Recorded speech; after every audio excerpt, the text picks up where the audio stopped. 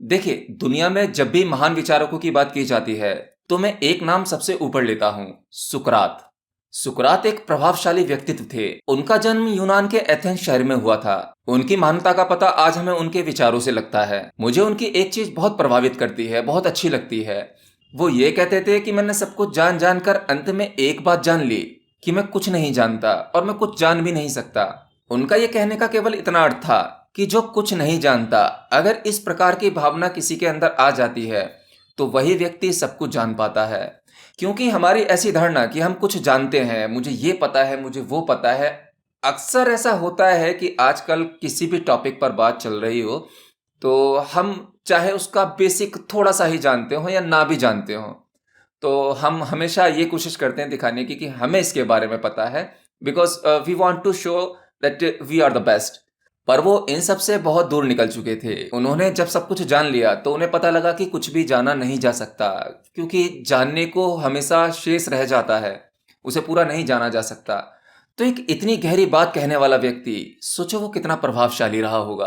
अब जिनके कारण उन्हें जाना जाता है, जिसकी वजह से वो उस समय इतने ज्यादा पॉपुलर हुए और उनकी पॉपुलैरिटी बढ़ती चली गई थी, और आज भी उनकी पॉपुलैरिटी बढ़ती चली जा रही है, वो है उनके विचार। हालांकि उन्होंने अपने विचार खुद नहीं लिखे थे, वो राइटर नहीं थे। वो क्या करते थे कि उन्हें जितना भी ज्ञान था या जो भी कुछ उन्हें पता था, वो अपना ज्ञान लोगों के पास जा जाकर, गली मोहल्ले में जाकर बताया करते थे। खास तौर पर वो युवा लोगों को, जो नए लड़के लड़कियां होते थे, उनको अपना ज्ञान ज्यादा देते थे।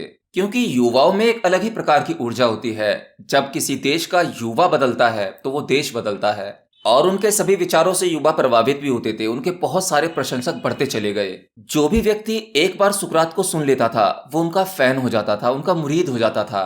तो ऐसे ही उनके खास शिष्यों में से एक शिष्य थे प्लेटो। प्लेटो ने ही उनके विचारों को संग्रहित किया, यानी कि लिखा। यूनान में उनकी पॉपुलैरिटी तेजी से फैल रही थी, और उस समय का कुछ ऐसा था कि जो नियम, जो पॉलिटिशियंस वहां के होते थे या जो धर्मगुरु होते थे, उनके हिसाब से जो धारणा बनाई गई थी ईश्वर के प्रति, वही सही थी। उसमें अगर जो कोई छेड़खानी करता है या अपने विचार बनाता है, उसमें कुछ बदलाव करता है, तो उस इंसान को सजा दे दी जाती थी। उन्होंने ईश्वर के बारे में सवाल पूछना शुरू किए कि ईश्वर क्या है। जो लोगों की मान्यता थी, उनको कहते थे कि जो सत्य तुम बाहर से सुन रहे हो वो सत्य नहीं है जब तक कि वो तुम्हारा ना हो। तो किसी भी सत्य को यूं ही नहीं मान लेना चाहिए, बल्कि जो तुमने सुना है उसकी जांच पड़ताल खुद से करनी चाहिए। वो सत्य खुद का अनुभव होना चाहिए।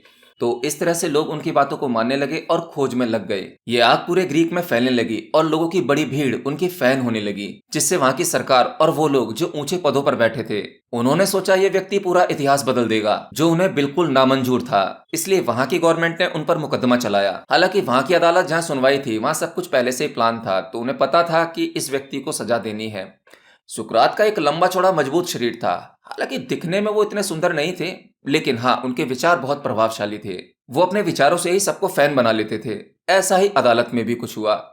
अदालत में जो लोग पहले से ही माइंड सेट लेकर बैठे हुए थे कि इस व्यक्ति को सजा देनी है, जो उनसे नफरत करते थे या उनसे जेलिसी रखते थे, तो वो उन लोगों को तो कोई नहीं समझा सकता था। लेकिन जहां पर फैसला सुनाया जा रहा था, वहां पर भी ऐसे बहुत सारे लोग बैठे हुए थे जो उनकी बातों से प्रभावित हो गए। उन्होंने जबरदस्त बोला, ईश्वर के प्रति सवाल जवाब किए, जिसका जवाब कोई नहीं दे पाया। अंत में फैसला सुनाया गया कि तुम अपनी जो भी फिलॉसफी है ये लोगों के बीच में नहीं कहोगे, और अब तक तुमने जो भी कुछ किया है, लोगों के बीच जा जाकर जो अपने विचार रखे हैं, उसके लिए तुम माफी मांगोगे तो तुम्हारी जान बख्श दी जाएगी, नहीं तो तुम्हें मौत की सजा सुनाई जाएगी। अब सुकरात तो सुकरात ठहरे, उन्होंने मौत को चुना। उस समय ग्रीक में जिसको मौत की सजा मिलती थी, उसको जहर का प्याला पीना पड़ता था, यानी जहर देकर मारा जाता था। तो फिर क्या था, उन्हें जेल में डाल दिया गया। लेकिन जब सुकरात को मौत की सजा सुनाई गई, तो इस फैसले से काफी लोग दुखी भी थे, जिनमें से उनके सबसे नजदीकी शिष्य प्लेटो, वो इससे बहुत दुखी थे। तो उन्होंने पूरी व्यवस्था कर ली कि किसी भी तरीके से इन्हें जेल से निकालना है। तो उनकी मृत्यु से एक दिन पहले, यानी कि उस रात को, उन्होंने सारा इंतजाम कर लिया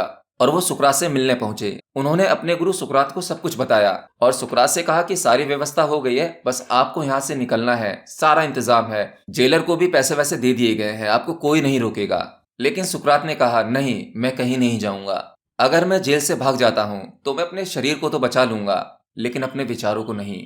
और फिर अगले दिन उन्होंने जहर का प्याला पिया और अंत तक ये कहते रहे कि मेरा शरीर काम करना बंद कर रहा है, लेकिन मैं पूरी तरह से अब भी ठीक हूँ। वो कहते थे कि ये शरीर मरेगा, लेकिन जिसे ये मारने की कोशिश कर रहे हैं वो कभी नहीं मरता।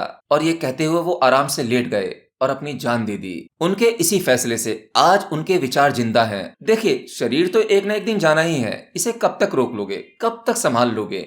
आज संभाल लोगे, कल संभाल लोगे, चलो मौत को टाल दिया, 1 महीने 2 महीने, लेकिन कब तक? जाना तो होता ही है। अगर आपके विचार सच्चे हैं और आप सत्य के मार्ग पर हो, तो आपको कोई नहीं मार सकता। अब ये सुकरात का दुर्भाग्य था कि वो यूनान में पैदा हुए। अगर वो भारत में पैदा होते तो उन्हें एक महान संत की उपाधि दी जाती, क्योंकि शब्द बदलते हैं, भाषा बदलती है, जिससे लोगों की उपाधि भी बदलती है। वो एक एनलाइटेंड पर्सन थे जिन्होंने स्वयं को जान लिया था। और हमारे देश भारत में जो स्वयं को जान लेता है वो ईश्वर तुल्य होता है। तो ये था महान फिलोसफर सुकरात के बारे में, जिनके विचारों ने लिटरली मुझे बहुत प्रभावित किया था। और हाँ, जाते जाते एक बात और, संडे को या संडे से पहले लाइव सेशन करने वाला हूँ। तो लाइव सेशन के दौरान बहुत सारे कमेंट्स आते हैं, तो सभी कमेंट्स के जवाब दे पाना मुश्किल हो जाता है, या सभी कमेंट्स को पढ़ पाना भी मुश्किल हो जाता है, जिसकी वजह से आपके हर एक सवाल का जवाब आपको ठीक से नहीं मिल पाता। तो इसीलिए इस वीडियो के कमेंट बॉक्स में आप अपना सवाल डाल सकते हैं। लाइव सेशन में आपको जो भी कुछ पूछना है इस वीडियो के कमेंट बॉक्स में लिख देना। बाकी हो सका तो मैं कम्युनिटी टैब पर एक पोस्ट कर दूंगा, वहां जाकर आप अपना सवाल लिख सकते हैं। मैं उन्हीं सवालों में से कुछ सवाल पिक करके उनके जवाब दूंगा। बाकी आप सबके साथ की आवश्यकता मुझे हमेशा रहेगी। मिलता हूं नेक्स्ट वीडियो में, तब तक के लिए नमस्कार।